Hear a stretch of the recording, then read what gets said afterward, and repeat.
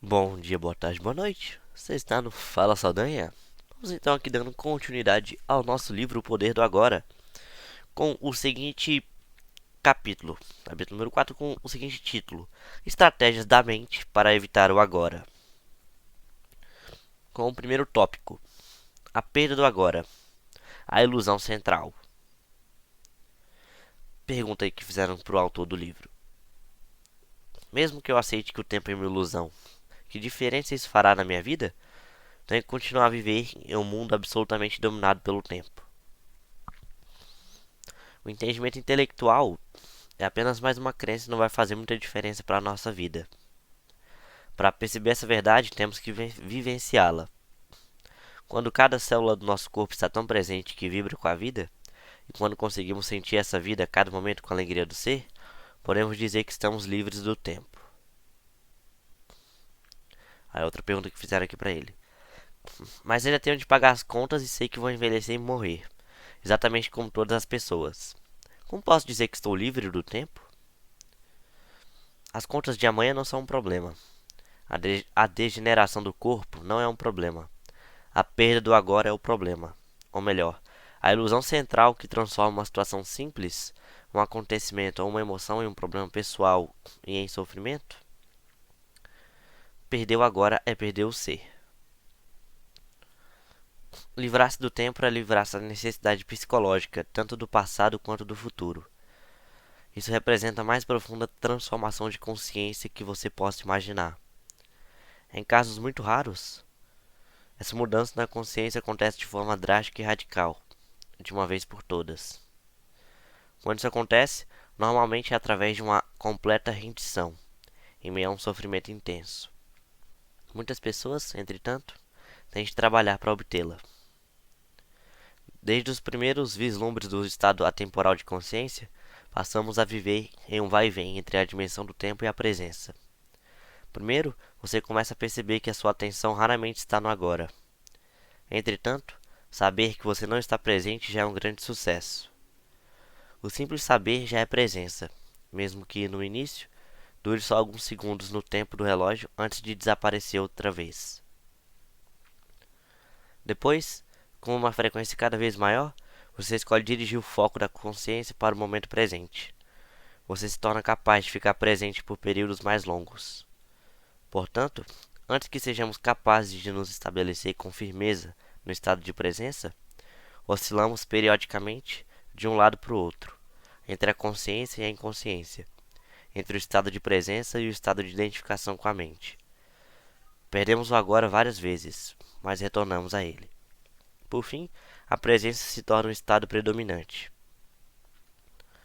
A maioria das pessoas nunca vivencia a presença. Ela acontece apenas de modo breve e acidental, em raras ocasiões, sem ser reconhecida pelo que é. Muitos seres humanos não se alternam entre a consciência e a inconsciência, mas somente entre diferentes níveis de inconsciência. Tópico: a inconsciência comum e a inconsciência profunda. Aqui é a pergunta que fizeram para o autor. O que você quer dizer com diferentes níveis de inconsciência? Como você provavelmente sabe, o ser humano se desloca constantemente entre fases do sono em que sonha e que não sonha.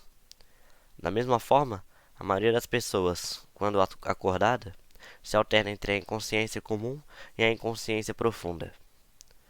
Chamo de inconsciência comum essa identificação com os nossos processos de pensamentos e emoções, nossas reações, desejos e aversões. É o estado normal da maioria das pessoas. Nesse estado, somos governados pela mente e não temos consciência do ser. Não se trata de um estado de sofrimento agudo ou de infelicidade, mas de um nível baixo e contínuo de desconforto, descontentamento, enfado ou nervosismo, como uma espécie de estática ao fundo. Talvez você não perceba muito bem essa situação porque ela já faz parte da nossa vida normal. Da mesma forma que você não percebe um barulho contínuo ao fundo, como o zumbido do ar-condicionado, até ele parar. Quando isso acontece de repente, ocorre uma sensação de alívio. Muitas pessoas usam a bebida, as drogas, o sexo, a comida, o trabalho, a televisão ou até mesmo o ato de fazer compras como anestésicos. É uma tentativa inconsciente para acabar com esse desconforto básico. Quando isso acontece, uma atividade que poderia ser muito agradável, se feita com moderação, passa a ter um componente de compulsão ou dependência. E tudo que se obtém sob essa influência traz uma sensação de alívio por um período extremamente curto. A sensação de desconforto da inconsciência comum se transforma no sofrimento da inconsciência profunda, ou seja, um estado de sofrimento ou infelicidade mais agudo e mais perceptível quando as coisas vão mal, quando o ego é ameaçado ou quando existe um desafio maior, tal como uma perda real ou imaginária em nossa situação de vida, ou um conflito numa relação. A inconsciência profunda é uma versão ampliada da inconsciência comum, da qual difere na intensidade, mas não na espécie. Na inconsciência comum, uma resistência habitual ou uma negação daquilo que cria um desconforto que a maioria das pessoas aceita como algo normal. Quando essa resistência se intensifica através de algum desafio ou ameaça ao ego, faz aflorar uma negatividade intensa que se manifesta sob a forma de raiva, medo profundo, agressão, depressão, etc. A inconsciência profunda significa, com frequência, que o sofrimento começou e que você passa a se identificar com ele. A violência física não aconteceria sem um estado de inconsciência profunda. Ela pode explodir com facilidade quando as pessoas geram um campo coletivo de energia negativa. O melhor indicador do nível de consciência é a maneira como você lida com os desafios da vida. É através desses desafios que uma pessoa já inconsciente tende a se tornar mais profundamente inconsciente. E uma pessoa consciente a se torna mais intensamente consciente. Podemos nos valer de um desafio para nos acordar ou para permitir que ele nos empurre para um sono ainda mais profundo. O sonho no nível da inconsciência comum se transforma, então, em pesadelo. Se você não consegue estar presente mesmo em situações normais, como por exemplo, quando está sozinho em uma sala, caminhando no campo ou ouvindo alguém, certamente não será capaz de permanecer consciente quando alguma coisa vai mal. Será dominado por uma reação que é sempre, em última análise, alguma forma de medo e empurrado para uma inconsciência profunda. Esses desafios são os seus testes. Só o modo como você lida com eles lhe mostrará onde você está no que se refere ao seu estado de consciência, e não a quantidade de horas que você consegue ficar sentado com os olhos fechados. Portanto, é fundamental colocar mais consciência em sua vida durante as situações comuns, quando tudo está correndo de modo relativamente tranquilo. É assim que se aumenta o poder de presença. Ele gera um corpo energético de alta frequência vibracional em você e ao seu redor. Nenhuma inconsciência, nenhuma negatividade, nenhuma discórdia ou violência pode penetrar nesse campo e sobreviver, do mesmo modo que a escuridão não consegue sobreviver na presença da luz.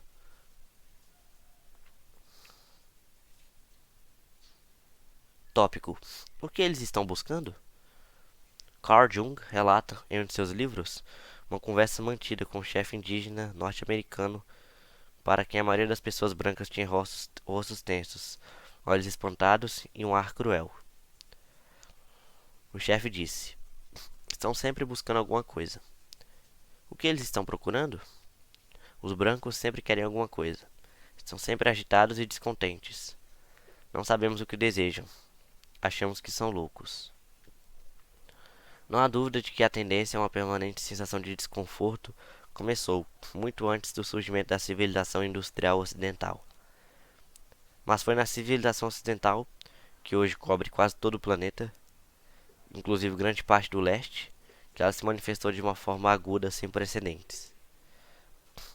Ela já estava presente no tempo de Jesus e também 600 anos antes, no tempo de Buda, e muito antes desse tempo.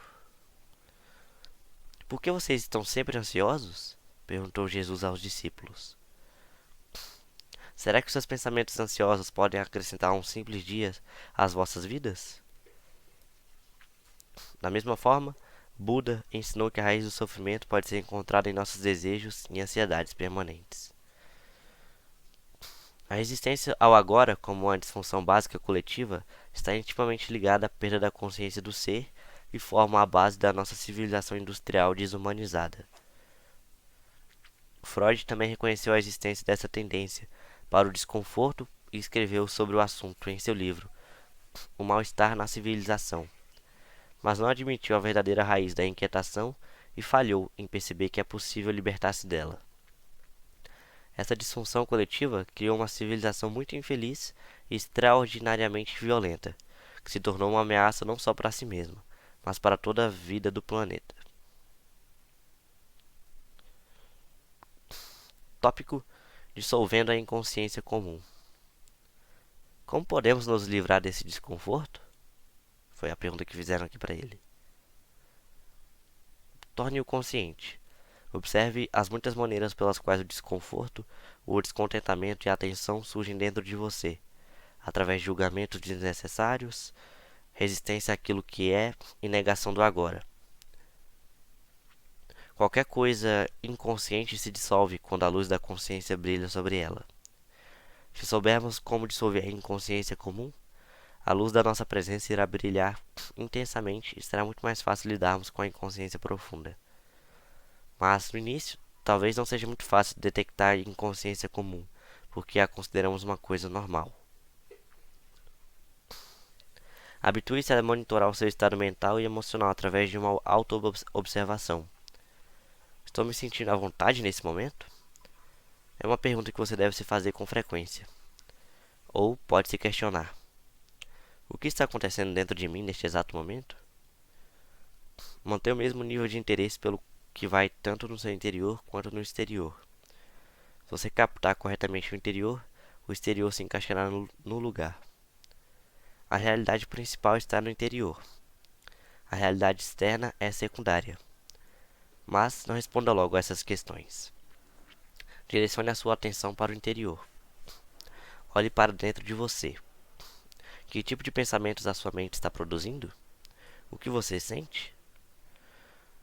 Dirija a atenção para o seu corpo. Existe alguma tensão? Quando você perceber um certo desconforto, um ruído estático ao fundo, verifique que caminhos você está usando para evitar, resistir ou negar a vida, o agora. Existem muitos caminhos pelos quais resistimos, inconscientemente, ao momento presente. Vou dar alguns exemplos. Com a prática, o seu poder de autoobservação, de monitorar o seu estado interior, se tornará mais aguçado. Tópico: libertando-se da infelicidade. Você não está satisfeito com as atividades que desempenha? Talvez não goste de seu trabalho ou tenha se aborrecido por ter concordado em fazer alguma coisa, embora parte de você não goste e ofereça resistência. Tem algum ressentimento oculto em relação a alguém próximo a você? Percebe que a energia que você desprende por conta disso tem efeitos tão prejudiciais que você está contaminando a si mesmo e aos que estão ao seu redor? Dê uma boa olhada dentro de você. Existe algum leve traço de ressentimento ou má vontade? Se existe, observe-o, tanto no nível mental quanto no emocional. Que tipo de pensamentos a sua mente está criando em torno dessa situação? Depois, observe a sua emoção, que é a reação do corpo a esses pensamentos. Sinta a emoção. Ela lhe parece agradável ou não? É uma energia que você escolheria para ter dentro de você? Você tem escolha? Talvez a atividade seja tediosa, ou alguém próximo a você seja desonesto, irritante ou inconsciente, mas tudo isso é irrelevante. Não faz a menor diferença se os seus pensamentos e emoções a respeito da situação têm ou não uma justificativa. O fato é que você está resistindo ao que é. Está transformando o momento atual no inimigo. Está criando infelicidade, um conflito entre o interior e o exterior. A sua infelicidade está poluindo não só seu próprio ser interior e o daqueles à sua volta, como também a psique coletiva humana, da qual você é uma parte inseparável. A poluição do planeta é apenas um reflexo externo de uma poluição interior psíquica, gerada por milhões de indivíduos inconscientes. sem a menor responsabilidade pelos espaços que trazem dentro de si. Você pode parar de executar a tarefa que está lhe causando insatisfação, falar com a pessoa envolvida e expressar todos os seus sentimentos, ou livrar-se da negatividade que a sua mente criou em volta da situação e que não serve a nenhum propósito, exceto de fortalecer um falso sentido do eu interior. É importante reconhecer essa inutilidade. A negatividade nunca é o melhor caminho para lidar com qualquer situação. Na verdade, na maior parte dos casos, ela nos paralisa, bloqueando qualquer mudança verdadeira. Qualquer coisa feita com energia negativa será contaminada por ela e dará origem a mais sofrimento. Além disso, qualquer estado interior negativo é contagioso, pois a infelicidade se espalha mais rapidamente do que uma doença física. Pela lei da ressonância, ela detona e alimenta a negatividade latente nos outros, a menos que sejam imunes, quer dizer, altamente conscientes. Você está poluindo o mundo ou limpando a sujeira? Você é responsável pelo seu espaço interior, da mesma forma que é responsável pelo planeta. Assim, assim no interior, assim no exterior. Se os seres humanos limparem a poluição interior, deixarão então de criar a poluição externa. Aqui é a pergunta que fizeram para ele. Como podemos nos livrar da negatividade? Descartando-a. Como nos livramos de um pedaço de carvão em brasa que está em nossas mãos? Como nos livramos de uma bagagem pesada e inútil que estamos carregando? Reconhecendo que não desejamos mais sofrer nem carregar peso, e deixando-o de lado. A inconsciência profunda, como sofrimento físico ou outro sofrimento profundo, como por exemplo a perda de uma pessoa amada, quase sempre necessita ser transformada através da aceitação combinada com a luz da presença, ou seja, através de uma atenção constante. Por outro lado, muitos padrões da inconsciência comum podem ser simplesmente descartados, ao percebermos que não os queremos mais ou que não precisamos mais deles, que temos uma escolha e que não somos só um feixe de reflexos condicionados. Tudo isso indica que somos capazes de acessar o poder do agora. Sem eles, não temos escolha.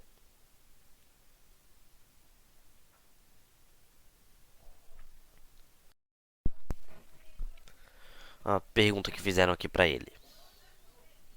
Ao chamar algumas emoções negativas, será que você não está criando uma polaridade mental de bom e mal, como mencionou anteriormente? Não. A polaridade foi criada no estágio anterior, quando sua mente julgou o momento presente como mal.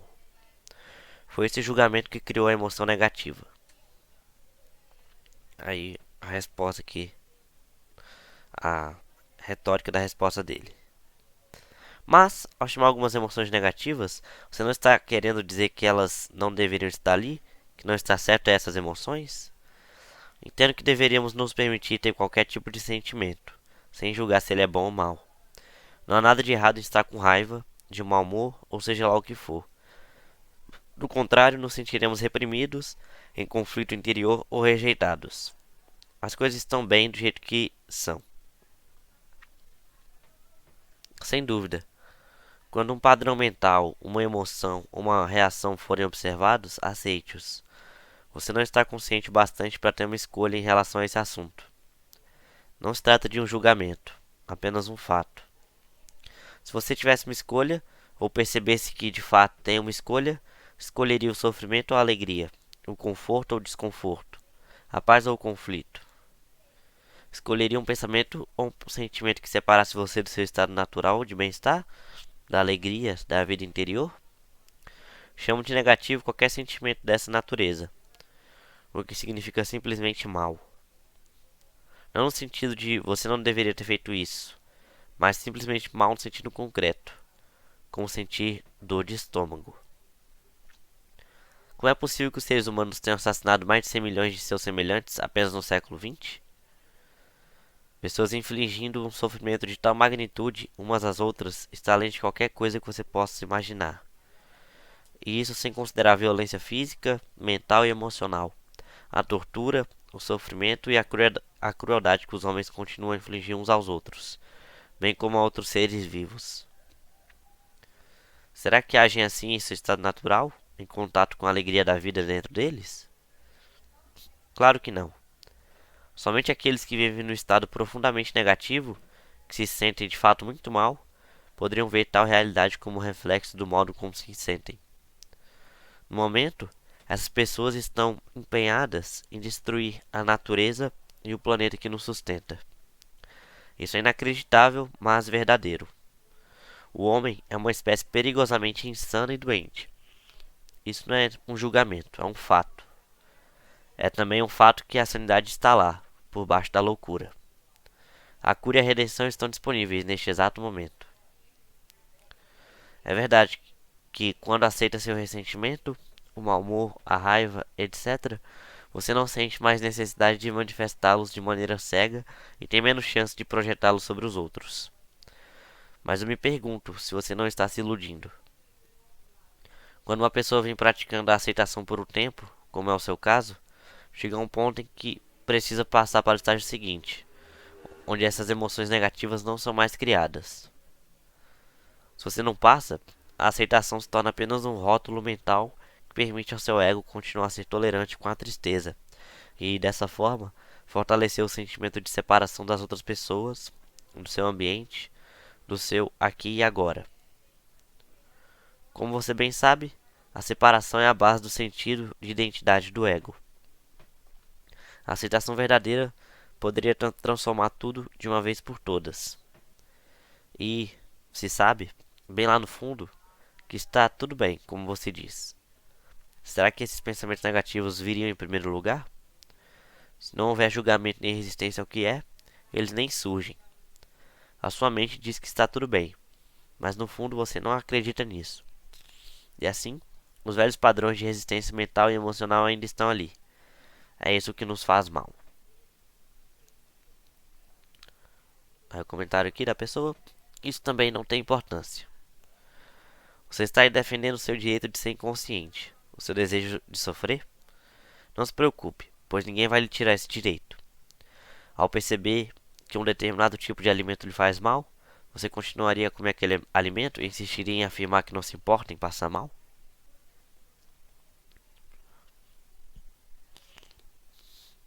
Tópico: onde quer que você esteja, esteja por inteiro. A pergunta que fizeram aqui para o autor. Você pode dar outros exemplos da inconsciência comum? Observe quando estiver reclamando, com palavras ou pensamentos, de uma situação que envolva você. Pode ser alguém que fez ou disse algo que lhe aborreceu, algo sobre a situação de vida, o lugar onde mora, ou até mesmo o tempo. Reclamar é sempre uma não aceitação de algo que é. Essa atitude contém invariavelmente uma carga negativa inconsciente. Quando você reclama, transforma-se em vítima. Quando fala, você está no controle. Portanto, mude a situação agindo ou falando, caso seja necessário ou possível. Ou então fuja da situação, ou se não aceite-a. Tudo mais é loucura. A inconsciência comum é sempre relacionada de algum modo com a negação do agora. O agora, naturalmente, também implica aqui. Você está resistindo ao aqui e agora? Algumas pessoas prefeririam estar no outro lugar. O aqui delas nunca é suficientemente bom. Observe e verifique se isso acontece em sua vida. Onde quer que você esteja, esteja lá por inteiro. Se você acha insuportável o seu eu aqui e agora e isso faz infeliz, há três opções: abandone a situação, mude-a ou aceite-a totalmente. Se você deseja ter responsabilidade sobre sua vida, deve escolher uma dessas opções e deve fazê-la agora. Depois, arque com as consequências. Sem desculpas, sem negatividade, sem poluição física. Mantenha limpo seu espaço interior. Se você tomar qualquer atitude, abandonando ou mudando a situação, livre-se primeiro da negatividade. Uma atitude originada no discernimento tem mais efeito do que uma originada na negatividade. Uma atitude qualquer é muitas vezes melhor do que nenhuma atitude, especialmente se há muito tempo você está paralisado numa situação infeliz. Se for uma atitude errada, Ao menos você aprenderá alguma coisa, caso em que deixará de ser um erro. Se você não agir, nada aprenderá. Será que o medo está impedindo que você tome uma atitude? Admita o medo, observe-o, concentre-se nele, esteja totalmente presente. Isso corta a ligação entre o medo e o pensamento. Não deixe o medo nascer em sua mente. Use o poder do agora. O medo não pode prevalecer sobre ele.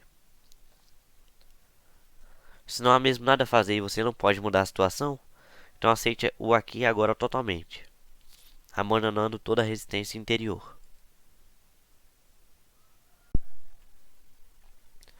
O falso infeliz eu interior, que adora sentir-se miserável, ressentido ou com pena de si mesmo, não consegue mais sobreviver. Isso se chama rendição. A rendição não é uma fraqueza. Há uma grande força nela. Somente alguém que se rendeu tem poder espiritual. Através da rendição, você se livrará da situação internamente. É possível que você perceba uma mudança na situação sem que tenham sido necessários maiores esforços da sua parte. De qualquer forma, você está livre. Ou haverá algo que você deveria estar dizendo, mas não está? Levante-se e faça agora. Ou, em vez disso, aceite totalmente a sua inatividade, preguiça ou passividade neste momento, se esta é a sua escolha. Mergulhe nela por inteiro. Desfrute-a. Seja tão preguiçoso ou inativo quanto puder.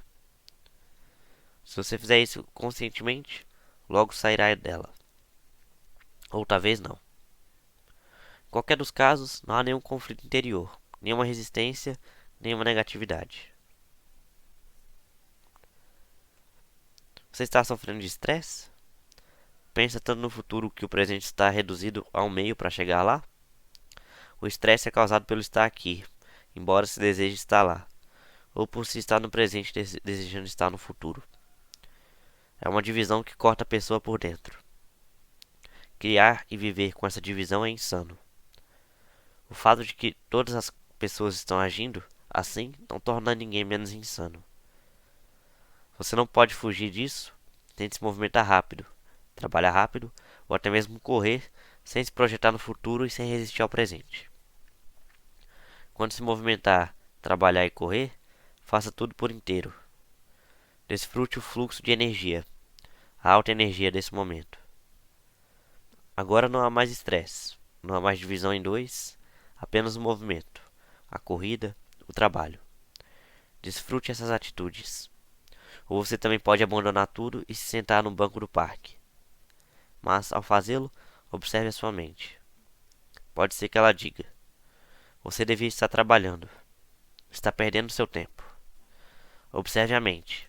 Sorria para ela. O passado toma uma grande parte da sua atenção?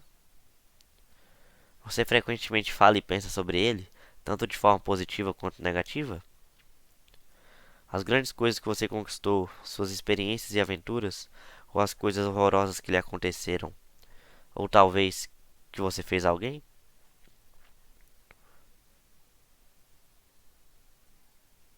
Será que seus pensamentos estão gerando culpa, orgulho, ressentimento, raiva, arrependimento ou autopiedade? Então, você está não só dando mais força ao falso eu interior, como também ajudando a acelerar o processo de envelhecimento do seu corpo através da criação de um acúmulo de passado na sua psique. Constate isso observando à sua volta aquelas pessoas que têm uma forte tendência para se apegar ao passado. Morra para o passado a cada instante. Você não precisa dele. Refira-se a ele apenas quando totalmente relevante para o presente. Sinta o poder do momento presente e a plenitude do ser. Sinta a sua presença.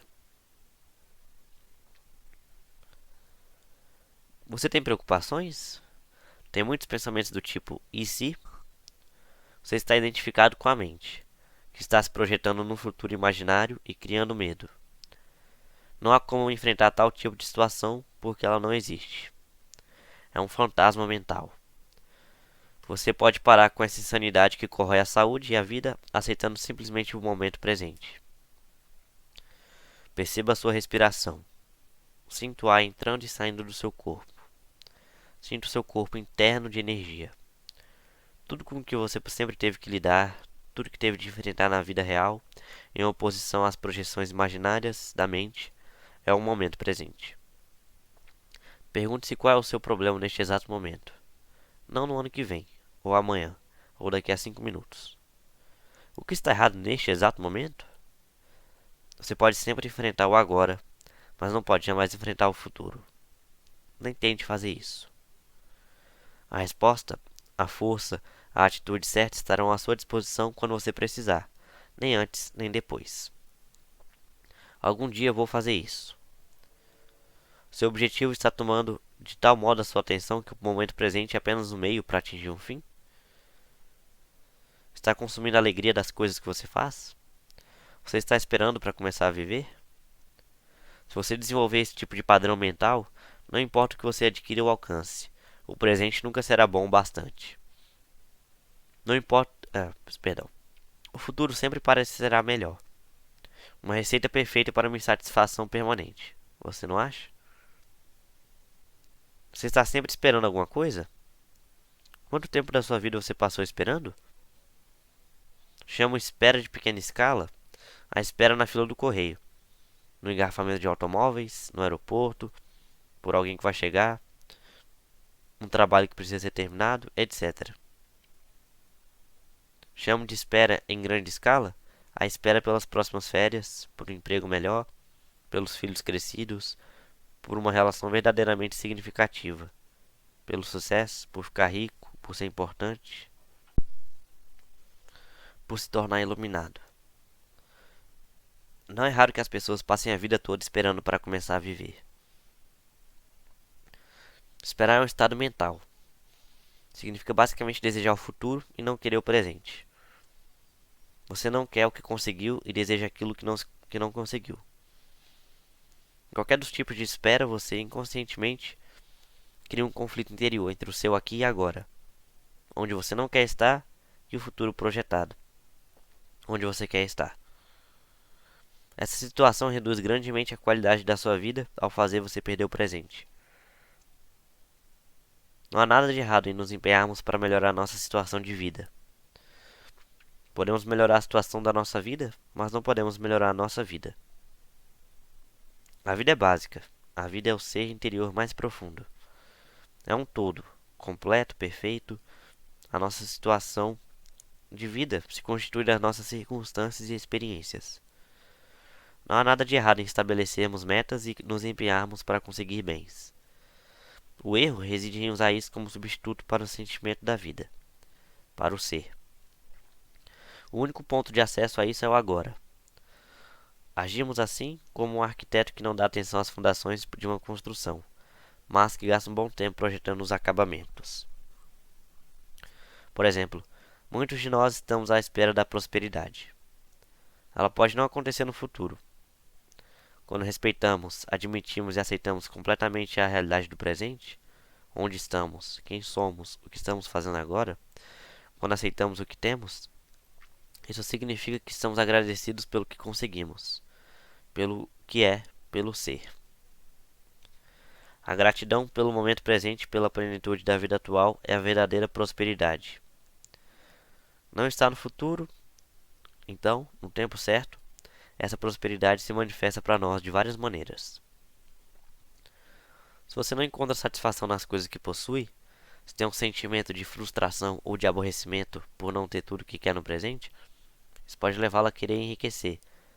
Mas, mesmo que consiga milhões, continuará a ter sensação de que falta alguma coisa.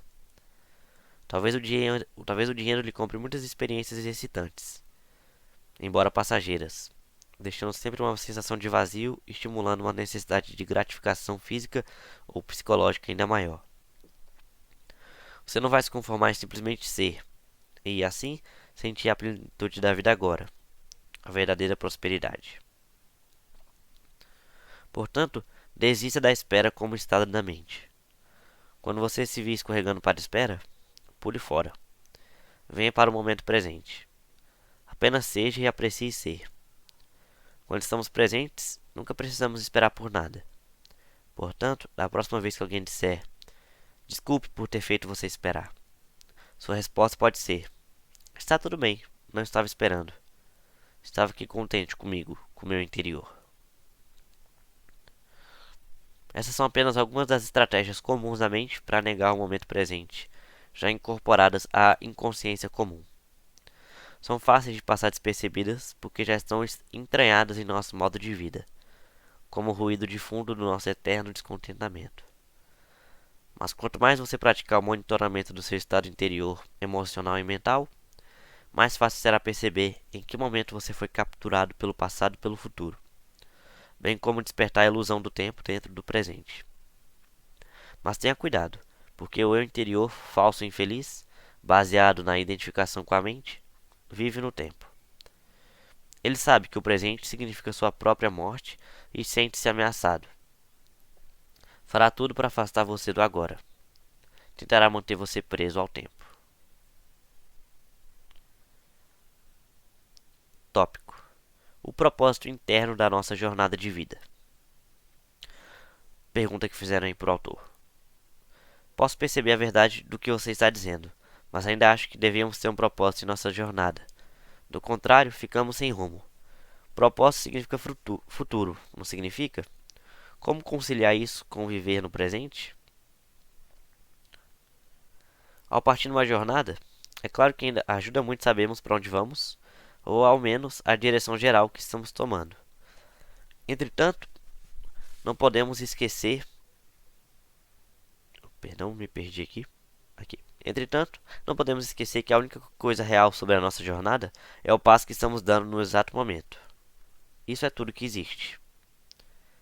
Nossa jornada de vida tem um propósito externo e um interno. O propósito externo é o de alcançarmos o objetivo ou o destino. Realizarmos o que estabelecemos cumprir. Adquirimos uma coisa ou outra, o que, é claro, envolve o futuro. Mas se o destino ou os passos que vamos dar no futuro tomam tanto nossa atenção que se tornam mais importantes do que o passo que estamos dando agora, isso significa que perdemos completamente o propósito interno da vida, que não tem nada a ver com onde estamos indo ou com o que estamos fazendo, mas tudo a ver com de que modo. Esse propósito interno não está relacionado com o futuro, e sim com a qualidade da nossa consciência no momento presente. O propósito externo pertence à dimensão horizontal de tempo e espaço, enquanto o interno diz respeito ao aprofundamento do ser na dimensão vertical do eterno agora. Nossa jornada externa pode conter 1 milhão de passos, mas a jornada interna só tem um, que é o passo que estamos dando neste exato momento. Quando tomamos mais consciência desse passo, percebemos que ele já contém dentro de si todos os outros passos, assim como o nosso destino. Esse único passo se vê transformado em uma expressão da perfeição, um ato de grande beleza e qualidade. Ele terá nos levado para dentro do ser e a luz do ser brilhará através dele. Este é tanto o propósito quanto a realização da nossa jornada interior, a jornada para dentro de nós mesmos. Outra pergunta que fizeram aqui para ele. Faz diferença se alcançamos nosso próprio externo, se somos bem-sucedidos ou se fracassamos? Faz diferença se você não tiver alcançado seu propósito interno, perdão. Depois disso, o propósito externo é só um jogo que você pode apreciar e querer continuar jogando. Pode acontecer também de você falhar em seu propósito externo e, ao mesmo tempo, ter pleno sucesso em seu propósito interno. Ou de outra forma, até mais comum, pode obter riqueza externa e pobreza interna, ou ganhar o mundo e perder a alma, nas palavras de Jesus. Claro que, no final, cada propósito externo está condenado a fracassar, mais cedo ou mais tarde, simplesmente porque está sujeito à lei da não permanência de todas as coisas. Quanto mais cedo você perceber que o propósito externo não pode lhe proporcionar uma satisfação duradoura, melhor. Depois de ter constatado as limitações de seu propósito externo, você desiste da expectativa irreal de que ele deveria fazer a sua felicidade e torna-o subserviente ao seu propósito interno. Tópico: o passado não consegue sobreviver diante da presença. Que é a pergunta que fizeram para ele. Você disse que pensar ou falar no passado é um dos caminhos pelos quais evitamos o presente. Mas, além do passado, do qual nos lembramos e com que talvez nos identifiquemos, não existe um outro nível de passado mais enraizado dentro de nós? Refiro-me ao passado inconsciente, que condiciona nossas vidas, em especial as experiências dos primeiros anos da infância, até mesmo, até mesmo as experiências de vidas passadas. Existem também os condicionamentos culturais, estão relacionados ao lugar e ao período histórico em que vivemos. Todas essas coisas determinam o modo como vemos o mundo, o que pensamos, que tipo de relacionamento mantemos, como vivemos. Como poderíamos nos livrar disso tudo? Quanto tempo isso levaria? E se conseguíssemos, o que restaria? O que resta quando terminam as ilusões? Não há necessidade de investigar o nosso passado inconsciente, exceto à medida que ele for se manifestando no presente, na forma de um pensamento, de uma emoção, de um desejo, de uma reação ou de algo externo que nos aconteça. Uma eventual curiosidade quanto ao passado inconsciente poderá ser satisfeita através dos desafios do presente. Quanto mais penetramos no passado, mais ele se torna um buraco sem fundo. Haverá sempre alguma coisa a mais. Você pode pensar que precisa de mais tempo para entender o passado ou se livrar dele. Ou, em outras palavras, que o futuro irá finalmente livrá-lo do passado. Isso é ilusão. Só o presente pode nos livrar do passado. Uma quantidade maior de tempo não consegue nos livrar do tempo. Acesse o poder do agora. Essa é a chave. A pergunta que fizeram aqui para ele. O que é o poder do agora? Nada mais do que o poder da sua presença, da sua consciência libertada das formas de pensamento. Portanto, lide com o passado no nível do presente. Quanto mais atenção você der ao passado, mais energia estará dando a ele e mais probabilidade terá de construir um eu interior baseado nele. Não confunda as coisas. A atenção é essencial, mas não em relação ao passado como passado. Dê atenção ao presente. Dê atenção ao seu comportamento, às suas reações, seu humor, seus pensamentos, suas emoções, medos e desejos, da forma como eles acontecem no presente. Ali está o seu passado. Se você consegue estar presente o bastante para observar todas essas coisas, não de modo crítico ou analítico, mas sem julgamentos, significa que você está lidando com o passado e dissolvendo-o através do poder da sua presença. Não é procurando no passado que você vai se encontrar. Você vai se encontrar estando no presente.